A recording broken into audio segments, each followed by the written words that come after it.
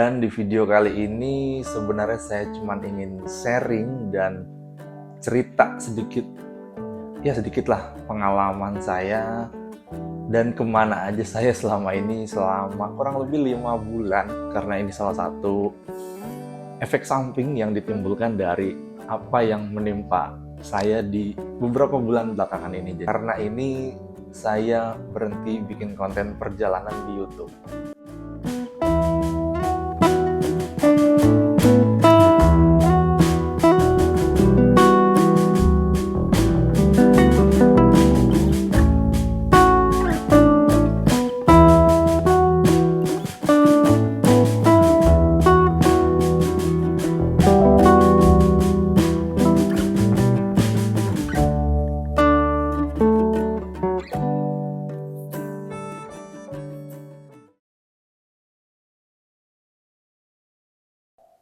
Assalamualaikum warahmatullahi wabarakatuh. Halo teman-teman semua, gimana kabarnya?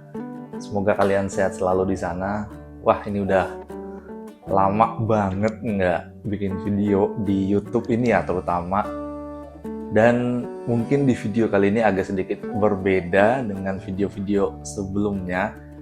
Dimana video-video sebelumnya itu saya bikin trip perjalanan naik bus atau traveling atau kuliner. Dan di video kali ini sebenarnya saya cuma ingin sharing dan cerita sedikit, ya sedikitlah pengalaman saya dan kemana aja saya selama ini selama kurang lebih 5 bulan nggak bikin konten video perjalanan lagi. Dan sebelumnya mohon maaf dulu kalau cara saya ngomong atau cara saya berbicara itu agak sedikit terdengar berbeda alias agak sedikit kaku, karena ini salah satu efek samping yang ditimbulkan dari apa yang menimpa saya di beberapa bulan belakangan ini. Jadi saya akan mulai cerita kemana aja saya selama ini dan kenapa saya tidak bikin konten bus, atau ya bisa dibilang karena ini saya berhenti bikin konten perjalanan di YouTube. Jadi agak bingung nih mulainya dari mana ya. Oke. Saya sambil ngecek di kalender di handphone satunya supaya agak inget. Jadi semua tuh dimulai dari bulan September 2024. Jadi untuk informasi aja dulu, sekitar bulan September sampai Oktober tahun lalu 2024 itu saya emang di kantor lagi cukup padat sekali. Biasa karena ada event tahunan kayak turnamen olahraga terbesar gitulah di kantor. Dan kebetulan setiap tahun memang saya menjadi salah satu panitia penyelenggara acara. Jadi acaranya cukup padat sekali setiap hari selama 1 bulan penuh. Dan itu acara kayak turnamen olahraga kayak cup gitulah. Jadi itu mempertemukan antar unit bisnis lah untuk bertanding di sana, dan ada cukup banyak cabang olahraga yang diikut sertakan gitu. Dan biasanya berlangsungnya itu ya dari jam pulang kerja sampai malam jam 9 kurang lebih. Itu setiap hari dari Senin sampai Jumat pasti selalu seperti itu. Jadi bisa dibilang selama 1 bulan di periode September sampai Oktober itu saya pulang malam terus. Nah, ini sebenarnya udah event ketiga yang saya jalanin, jadi harusnya asumsi saya semuanya aman aja. Dan menjelang akhir event di sekitar tanggal 4 Oktober itu hari Jumat. Waktu itu saya pulang agak malam, itu sekitar jam 10 malam dari kantor. Kantor saya itu di daerah Jakarta Pusat. Dan saya mulai ngerasa agak aneh dengan badan saya. Jadi yang saya rasain pada saat itu kayak agak sedikit meriang dan agak sedikit pusing sih sebenarnya pada saat perjalanan pulang. Dan di jalan, karena itu kan perjalanan malam, saya naik motor pakai helm gitu. Entah kenapa di bagian pipi kanan dan kiri itu kayak terasa agak kaku dan agak-agak sakit gitu lah kalau ketekan busa helm gini. Nah, terus saya pikir ini ya mungkin ya emang lagi kurang fit dan ya lagi butuh istirahat aja gitu kan. Kayak ya kita orang awam pasti nanggapnya ini meriang lah, lagi ngedrop gitu. Ya udah, berjalan pulang sampai rumah itu jam 11 malam lah kurang lebih. Nah, sampai rumah saya nggak langsung istirahat.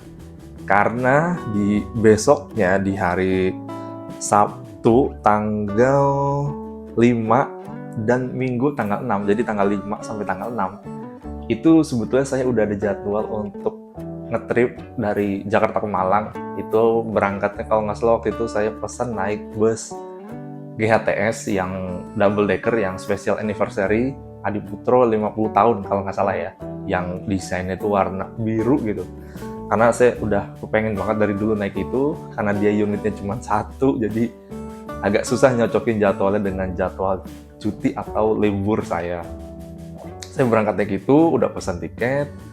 Untuk pulangnya itu hari Minggu, saya naik 27 Trans yang eksekutif kalau nggak salah, single glass dan morning class angkatan pagi dari Malang langsung ke Depok. Jadi Sabtu itu jadwal berangkatnya jam 6 pagi setengah 7 pagi si Gunung Harta Transport Solution GHTS. Dan hari Minggunya itu saya pulang jadwalnya itu pagi juga, jadi dua-duanya angkatan pagi. Jadi saya berangkat dari Terminal Poris itu Sabtu pagi sampai di Malang Sabtu malam, nginep semalam istirahat, dan Minggu paginya tanggal 6 langsung putar balik mengarah ke Depok. Sampai Depok ya estimasi jam Minggu malam lah. Biasanya saya kalau melakukan trip perjalanan di video-video sebelumnya, kalau saya naik bus angkatan pagi dari Terminal Poris, pasti saya akan bangun pagi di hari Sabtunya dan langsung naik KRL pertama dari Depok ke Manggarai, Manggarai ke Tanah Abang ke Duri baru ke Batu Ceper arah Tangerang. Karena kan saya turun di Batu Ceper, seberangnya langsung Terminal Poris. Nah, itu biasanya timeline saya seperti itu. Dan kalau dapat kereta pertama yang dari Depok atau dari Bogor, itu biasanya sampai di Terminal Poris sekitar jam 6 kurang seperempat, 6 kurang 15. Biasanya udah sampai di Terminal Poris. Jadi waktunya emang nyukup gitu kalau emang dapat kereta pertama. Singkat cerita, setelah malam itu saya packing, terus saya ragu dengan kondisi badan yang agak meriang ini, terus agak sedikit mual ternyata sampai rumah, jadi sering beberapa kali muntah, tapi kayak muntah yang gak ada isinya gitu, cuman wet doang gitu. Saya ragu berangkat atau enggak. Ya udah, saya tetap packing dulu di hari Jumat malam jam 11:30-12 malam itu.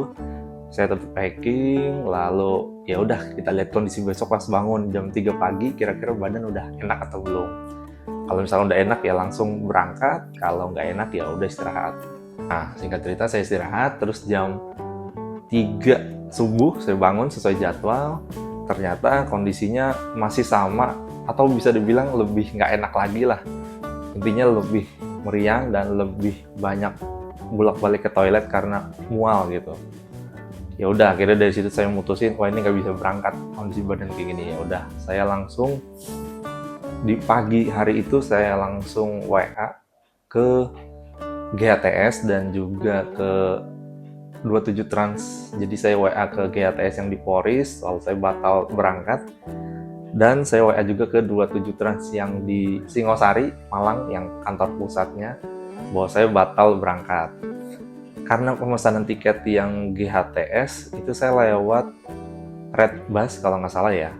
Nah itu saya nggak tahu tuh itu bisa refund atau enggak. Ya kira karena saya udah lemes banget dan ya udah deh biarin aja, ikhlasin. Itu harga tiketnya kalau nggak salah 400-an atau 500 gitu GHTS yang di super eksekutif, yang di bawah yang isi cuma 4 seat. Sekitar segitulah kalau nggak salah. Nah untuk yang 27 Trans, waktu saya WA ngabarin ke adminnya yang di Singosari, terus ditawarin mau reschedule atau mau di refund aja. Dengan kondisi badan kayak gitu ya saya langsung pilih refund aja deh. Dan ternyata prosesnya nggak begitu lama. Di hari Sabtu pagi langsung diproses sama 27 Trans, adminnya masuk ke rekening saya dan di refundnya itu full 100%. Jadi ya lumayan, alhamdulillah bisa dibilang 50% dana dari trip saya di hari itu yang batal, 50%-nya kembali ke rekening. Ya lumayan lah buat nambahin. Oke, singkat cerita tripnya gagal. Saya hari Sabtu itu ya istirahat aja. Sampai di hari Minggu tanggal 6 ternyata kondisinya makin kayak nggak enak gitu. Mulai terasa ujung jari saya tuh kayak udah mulai kebas, bukan kebas ya, kayak kesemutan gitu, kayak kesemutan ujung jari tangan dan ujung jari kaki itu kayak udah rasa-rasa kesemutan gitu. Ini udah agak mulai aneh nih, kok rasanya kayak kesemutan gitu. Nah, kira kebetulan tetangga ada yang buka praktek gitu, klinik, kita undang ke rumah buat ngecek lah kondisinya. Nah, dicek, wah ini kayaknya meriang kali atau apa gitu, sakit, coba dicek aja ke klinik terdekat. Ya udah, akhirnya di hari Minggu sekitar habis maghrib kalau nggak salah, malam ya, saya ke klinik terdekat dari rumah, ke dokter umum, poli umum lah, untuk cek-cek aja kondisi badan. Dan ternyata dikasih obat, ya hasil diagnosanya ya lagi kurang enak badan aja gitu, karena kan belum kelihatan apa-apa. Dan ternyata dikasih obat kayak obat-obat paracetamol kalau nggak salah, dan obat-obat biasa lah untuk mereda meriang gitu. Nah, setelah periksa itu, saya kan berdua sama ibu saya ke klinik. Nunggu obatnya kan agak lama, jadi saya pulang duluan, ibu saya masih nunggu obat. Saya pulang duluan itu karena merasa badan masih nggak terlalu drop banget gitu. Ya udah, saya pulang naik ojek online aja, naik motor.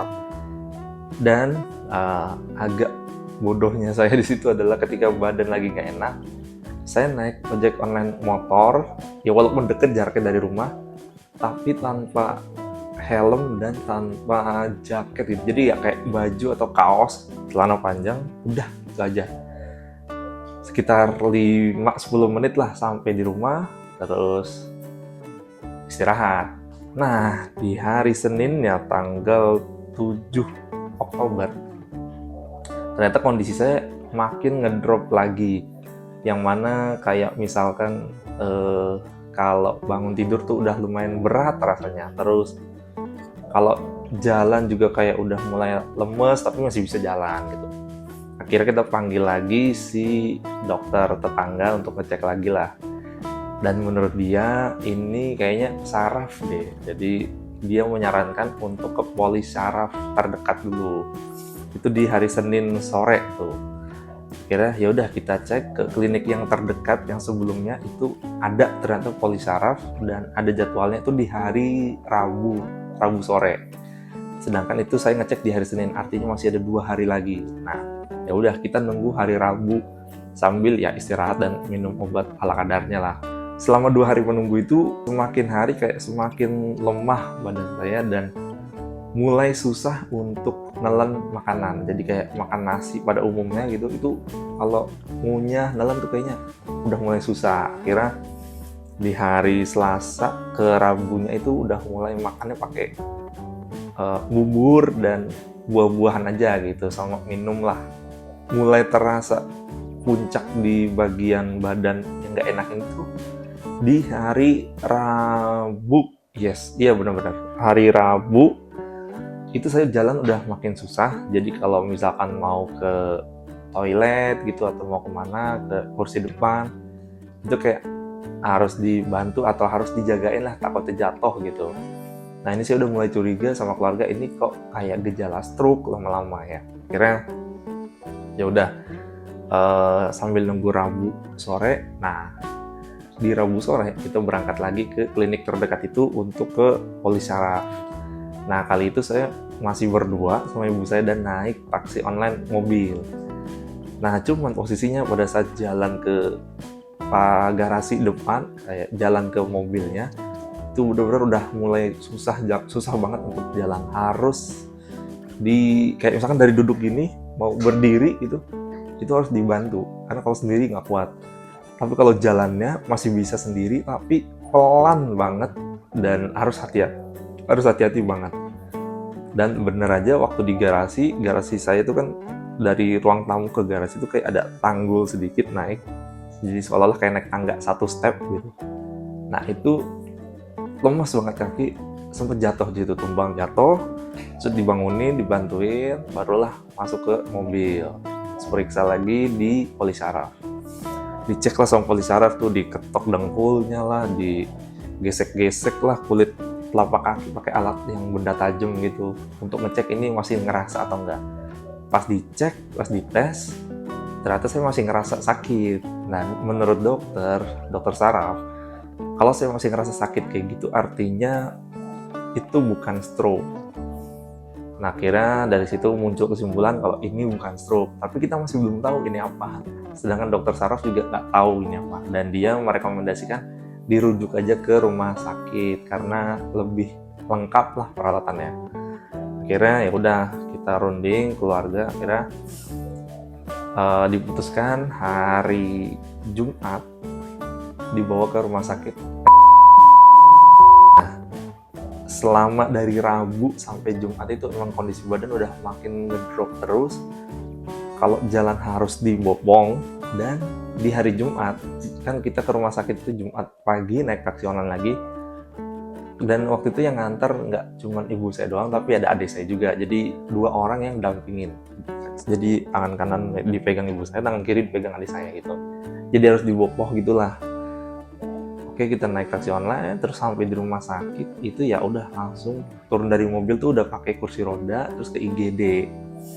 Sampai di IGD periksa, terus ini kan di hari Jumat tanggal 11 berarti ya, 11 Oktober. Sampai IGD diperiksa dulu, dites. Takutnya ini ada bel spasi itu yang kaku di bagian pipi karena angin malam. Cuman menurut dokter bel spasi itu cuma sebelah antara kanan atau kiri, sementara saya langsung dua-duanya kanan kiri, jadi agak bingung ini bel spasi atau bukan. Terus dokter juga sempat ngetes, coba minum gitu, saya minum air putih 1 teguk langsung kayak keselak gitu, langsung diputusin kalau ini nggak bisa nelen makanan, dan langsung diambil tindakan untuk pasang selang di hidung, selang NGT kalau nggak salah namanya, yang transparan itu masuk di hidung dan langsung nyambung ke lambung. Jadi itu alat yang dijadikan untuk pemasukan nutrisi dan makanan atau mineral di dalam tubuh saya. Jadi karena pakai selang itu, jadi saya nggak makan atau minum pakai mulut, jadi semuanya pakai selang, terus disuntik gitu pakai selang. Jadi masuk langsung ke lambung. Ya, karena itu baru pertama kalinya saya pakai selang di hidung langsung ke lambung gitu, jadi agak kagok awalnya, sempat gagal memasang, terus ditarik lagi. Kira percobaan kedua baru berhasil tuh masuk. Nah, sekitar siang akhirnya diputusin untuk masuk ke rawat inap dulu karena dokter butuh pemeriksaan lebih lanjut. Siang saya masuk di rawat inap, udah nginep lah di situ, udah mulai nginep, istirahat. Dan di hari Sabtu atau Minggunya gitu, saya agak lupa, baru muncul tuh hasilnya di situ. Dokter saraf yang di rumah sakit bilang ini bukan gejala stroke. Alhamdulillah dong. Tapi menurut dokter jangan senang dulu. Ini bisa jadi lebih parah dari stroke. Jadi penyakit itu baru ketahuan di sini. Setelah pemeriksaan 2 hari di rumah sakit, CT scan, ronsen, semoga semua dicek lah. Akhirnya hasilnya keluar, jadi saya itu kena penyakit autoimun. Mungkin autoimun udah banyak lah yang denger ya penyakitnya, dan itu banyak banget jenis autoimun. Dan untuk yang saya ini termasuk langka. Kalau teman-teman searching di Google itu informasinya sih termasuk langka. Jadi saya itu kenanya autoimun GBS, Guillain-Barré Syndrome. Ya itulah, nanti saya lampirin deh teksnya. Jadi singkatnya itu ini penyakit yang cukup langka, autoimun yang menyerang saraf bagian tepi. Makanya gejalanya badan saya mulai kaku dan mulai susah digerakin. Jadi secara fisik, secara motorik itu sama kayak stroke. Cuman ternyata yang membedakan, yang saya dapat informasinya, kalau stroke itu selain badannya yang lemah, otot lemah, dia juga bisa menyerang ke memori atau ke otak. Sementara si autoimun GBS ini selain motorik dan fisik yang lemah, dia itu bisa menyerang sampai ke pernafasan si virusnya ini. Akhirnya setelah udah dapat hasil pemeriksaan dan penyakitnya seperti itu, ya udah. Nah, sejak hasil itu keluar di hari Minggu tanggal 13 sampai di hari Jumatnya lagi di tanggal 18, selang 1 minggu lah setelah saya dirawat inap, itu selama seminggu badan saya semakin ngedrop. Yang tadinya saya bisa duduk di kasur rumah sakit itu kan ada remote-nya dan bisa diberdiriin gitu ya. Pada saat diberdiriin saya masih bisa ngangkat badan atau ngelepas punggung dari senderan kayak gini. Nah, itu masih bisa. Tapi di hari makin mendekati hari Jumat tanggal 18, itu kayak udah nggak bisa duduk kayak gini, nggak kuat, otot belakangnya. Terus biasanya di rumah sakit itu di kasur ada tombol kayak pencetan alarm, bukan alarm, bel untuk manggil perawat. Yang kita tinggal pencet, langsung datang tuh perawat. Nah, mendekati hari Jumat, tangan saya itu mulai makin kerasa kebas, jadi kayak mencet tombol itu nggak kuat, nggak bisa kepencet. Akhirnya yang dikhawatirkan, yang di awal tadi saya bilang bisa menyerang sampai pernapasan, terjadi di hari Jumat. Ini merupakan puncaknya lah, atau titik terendahnya dari kondisi badan saya, di mana di hari Jumat itu menjelang sholat Jumat virusnya naik sampai ke pernafasan, dan di situ saya udah mulai kayak sesak nafas dan kayak udah mau kehilangan nafas. Itu udah wah, itu udah parah, kayak ngebut banget gitu nafasnya. Kayak dibantu pakai oksigen, terus kayak diuap gitu.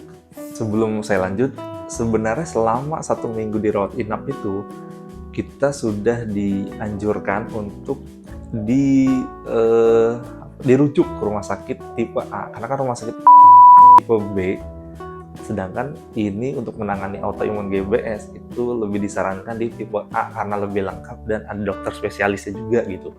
Nah, selama 1 minggu itu udah diproses untuk ngajuin rujukan, tapi emang proses rujukan tuh nggak begitu mudah teman-teman, sulit sekali menunggu slotnya. Akhirnya setelah 1 minggu nggak dapet slot juga, jadi keburu virusnya naik ke pernafasan. Dan di hari Jumat itu pada saat saya sesak nafas, ternyata udah, yang saya dengar informasinya udah dapat tuh rumah sakit rujukannya.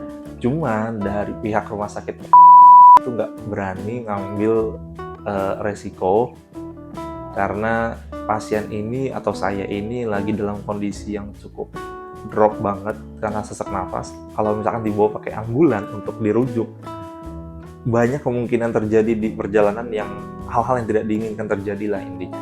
Jadi rumah sakit lebih memilih untuk si pasien atau saya ini dibawa dulu ke ruang ICU. Akhirnya setelah nafas udah lega sedikit, nggak lega sih, masih ngos-ngosan tapi menurun lah, langsung dibius total dan langsung nggak sadar saya di situ. Itu di hari Jumat tanggal 18 Oktober. Dan bangun-bangun melek itu ternyata saya udah di ICU. Itu udah sore kalau nggak salah, dari siang ke sore, jadi cukup lama tuh saya kena bius totalnya. Dan ketika bangun di ICU ternyata saya udah nggak bisa ngomong karena ada satu lagi selang yang dimasukin ke dalam tubuh, yaitu selang pernafasan atau inkubator kali ya namanya ya. Jadi selangnya lebih gede gitu dan dia masuk langsung lewat mulut, tenggorokan kayak gitu, dan untuk membantu pernafasan lah intinya. Jadi di situ saya udah nggak bisa ngomong, udah nggak bisa ngeluarin suara, jadi ya nafasnya ya dari situ, selang yang masuk ke sini. Nah itu di Jumat sore saya sempat terbangun. Ya udah, akhirnya selama di ICU saya menjalani perawatan yang intens banget. Dan selama di ICU itu sempat selangnya bocor, selang pernafasan, dan akhirnya harus dicopot terus diganti selang yang baru. Itu dibius total lagi kalau nggak salah 3 hari deh, di hari di hari Senin atau Selasanya gitu, antara tanggal 21-22 Oktober selangnya bocor. Jadi kalau saya nafas tuh kayak ada bunyinya gitu tuh, mengganggu si bunyinya dan bikin air liur saya itu jadi keluar terus gitu. Akhirnya ya udah dibius total lagi, terus dicabut diganti. Oke, selesai dicabut diganti, udah kebangun. Ya udah, sejak di ICU dari tanggal 18 hari Jumat, ya udah saya bener-bener ngerawat, bener-bener istirahat dan full perawatan intens dengan obat-obatan semuanya. Dan itu pertama kalinya saya masuk ICU, jadi luar biasa sih menurut saya. Saya itu di ICU sekitar 2 minggu, dari tanggal 18 Oktober sampai 31 Oktober atau awal November, saya agak lupa. Pokoknya sampai di situ deh, itu kan 2 minggu tuh. Ini 2 minggu full saya di ICU aja, berbaring di ICU. Dan yang saya rasa ya, saat itu yang bisa saya gerakin cuman tangan. Jadi kalau tangan tuh masih, saya sering kayak di ICU tuh mungkin kebanyakan orang nggak sadar atau kesadarannya itu rendah. Tapi kalau saya tuh full sadar gitu. Jadi saya melihat keseluruhan kejadian yang ada di ICU lah intinya. Baik itu pasien sebelah, pasien depan, pasien kanan, kiri gitu. Dan emang susah tidur, nggak tahu kenapa. Beda dengan pasien lainnya tuh di ICU ya bisa tidur, atau mungkin emang ada yang lagi kondisinya koma, jadi emang tidur terus. Tapi kalau saya tuh badan nggak bisa bergerak, tapi kesadarannya itu full, maksudnya full tuh seger kesadarannya.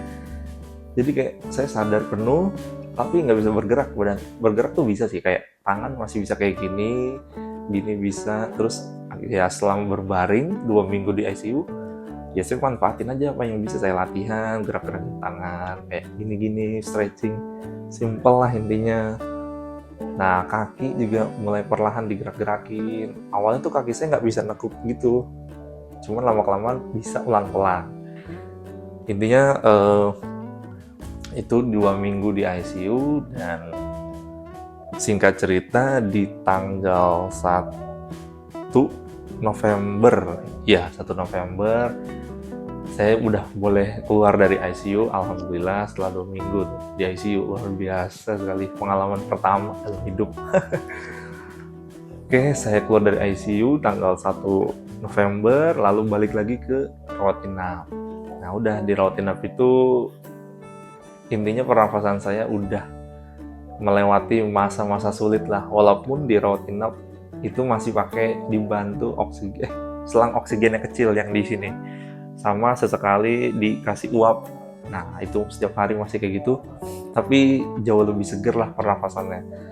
Dan selama di rawat inap itu yang dari 1 November ya udah saya full untuk recovery dan fisioterapi, karena tinggal PR-nya itu untuk pemulihan recovery-nya itu ya fisioterapi yang utama. Jadi setiap hari saya latihan terus, gerakin tangan, kaki.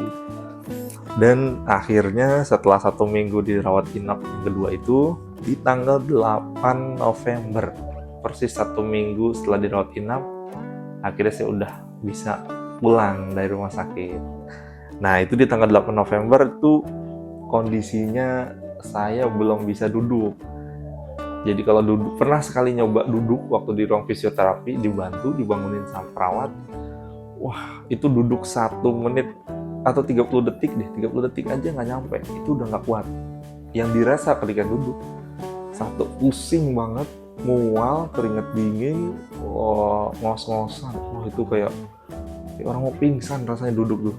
Karena mungkin 1 bulan full saya rebahan doang buat baring, jadi ketika duduk bangun, pusing banget gitu rasanya. Dan akhirnya ya udah, rumah sakit menyarankan ini masnya atau saya ini dibawa pulangnya pakai ambulan aja dulu karena belum bisa duduk. Akhirnya ya udah kita pulang pakai ambulan. Sampai rumah ya udah saya full istirahat. Itu tanggal 8 November hari Jumat. Nah, saya itu dijadwalkan untuk kontrol pertama setelah dari rumah sakit itu di hari Rabu tanggal 6 November, artinya selang 5 hari setelah saya pulang. Sedangkan pada saat saya pulang itu kondisinya saya masih belum bisa duduk. Terus saya mikir, kalau misalkan kontrol ke rumah sakit saya belum bisa duduk, kan repot ya, harus naik ambulan lagi gitu. Akhirnya kita sekeluarga ya udah sewa kursi roda, terus benar-benar selama 5 hari ke depan tuh saya full latihan untuk duduk dulu. Jadi dari tiduran ke bangun untuk duduk, itu dulu step pertamanya yang saya lakukan. Dan alhamdulillahnya di hari Senin, kalau nggak salah Senin tanggal 11, itu saya udah bisa duduk mantep di kursi roda. Selang 1-2 hari lah udah bisa duduk mantep di kursi roda. Nah dari Senin ke Rabu ya itu benar-benar saya ngelatih durasi atau seberapa lama saya tahan untuk duduk di kursi roda, karena kan pegel atau sakit gitu loh di tulang ekor karena udah lama gak duduk gitu. mulai dari latihan dulu 1 jam, besoknya naik lagi 2 jam, 3 jam, 4 jam, akhirnya bisa dari pagi sampai jam 3 sore itu saya duduk terus di kursi roda. Sambil setiap pagi saya cari matahari pagi lah di depan rumah untuk berburu vitamin D gitu, karena itu bagus untuk pemulihan.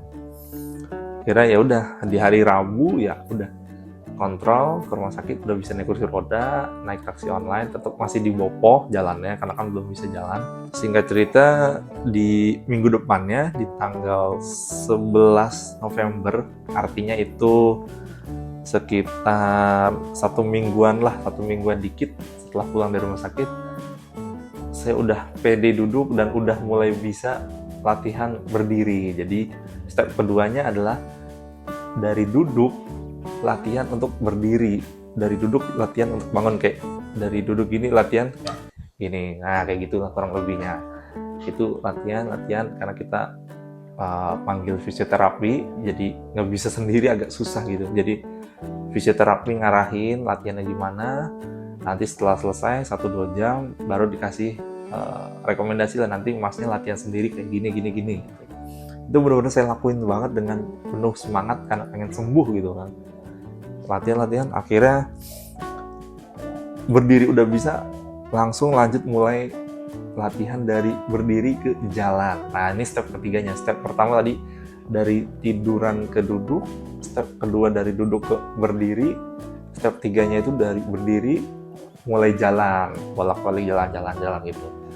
Nah, akhirnya singkat cerita mungkin di sekitar ya akhir November lah intinya, nggak sampai akhir November itu saya udah bisa jalan, alhamdulillah udah bisa jalan lumayan normal, intinya udah nggak perlu dipegangin lah jalannya.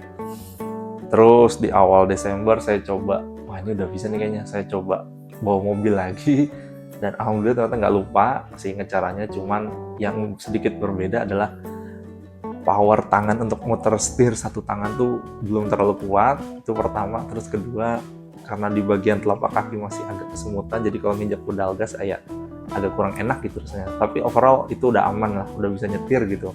Jadi bisa disimpulkan 1 bulan setelah pulang dari rumah sakit, saya udah bisa jalan normal dan udah bisa nyetir mobil. Intinya sih itu.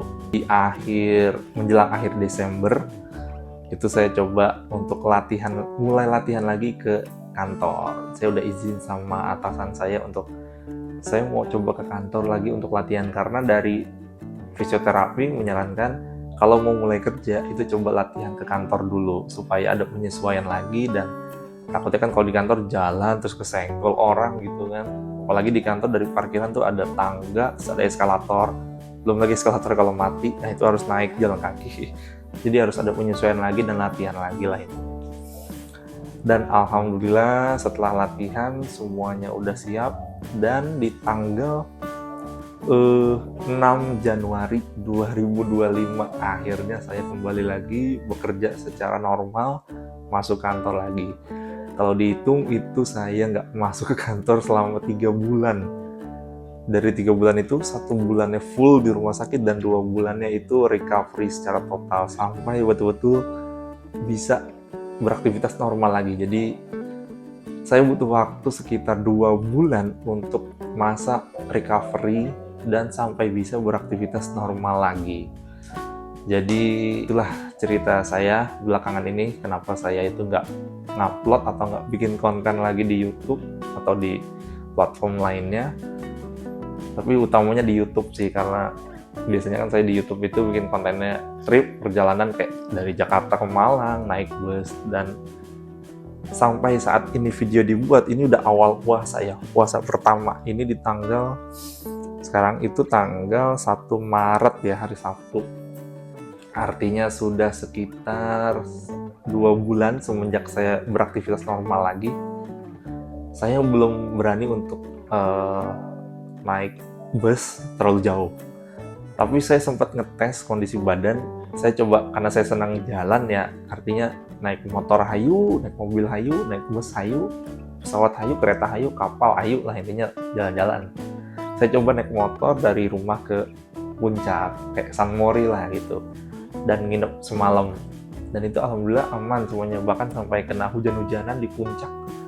yang teman-teman tahu kalau di puncak Bogor di daerah Masjid At-Taun kalau hujan terus kabut, itu dinginnya kayak apa.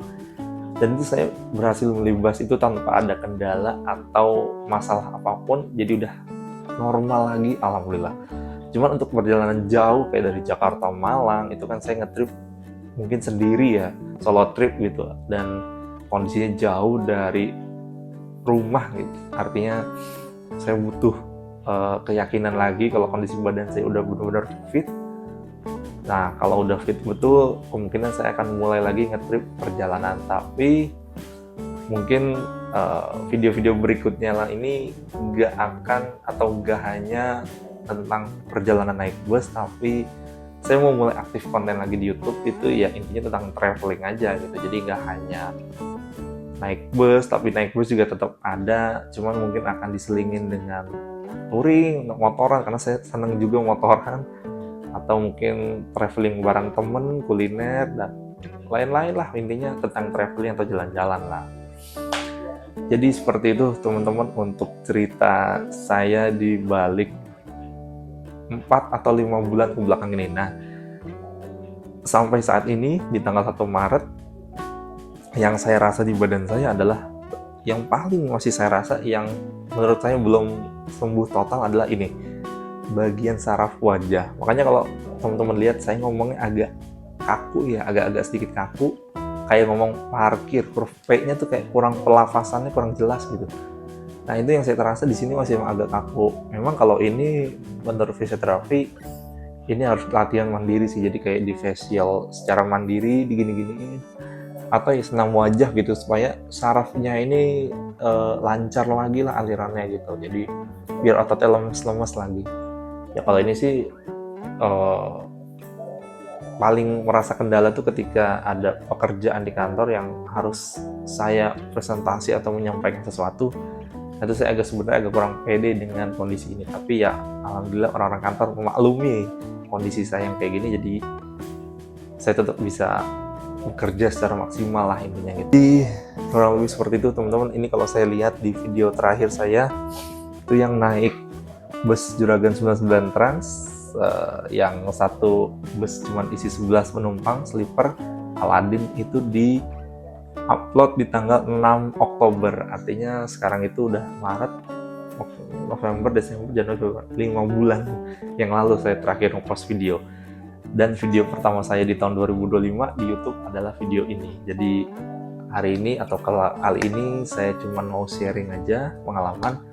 Dan kalau ditanya penyebabnya apa ya, kena penyakit autoimun GBS. Sebenarnya penyakit ini GBS itu tidak menular, satu, dan bukan keturunan juga. Jadi kayak virus yang menyerang siapapun ya, nggak mandang usia, bisa anak-anak, remaja, dewasa, bahkan orang tua. Karena waktu saya di ICU, itu ada satu pasien juga ibu-ibu sekitar umur 40-an, dia kena autoimun GBS juga, sama persis kayak saya. Penanganannya juga sama persis. Jadi kayak dokter di rumah sakit tuh kayak melihat perbandingan gitu. Usia saya kan 26, si ibu itu 40-an. Dokter tuh melihat dengan perbedaan usia tuh kira-kira mempengaruhi nggak sih untuk proses pemulihannya. Ternyata saya yang lebih dulu sembuh, saya keluar ICU duluan, saya keluar rumah sakit duluan. Tapi alhamdulillah si ibu itu juga udah keluar ICU dan keluar rumah sakit sekarang.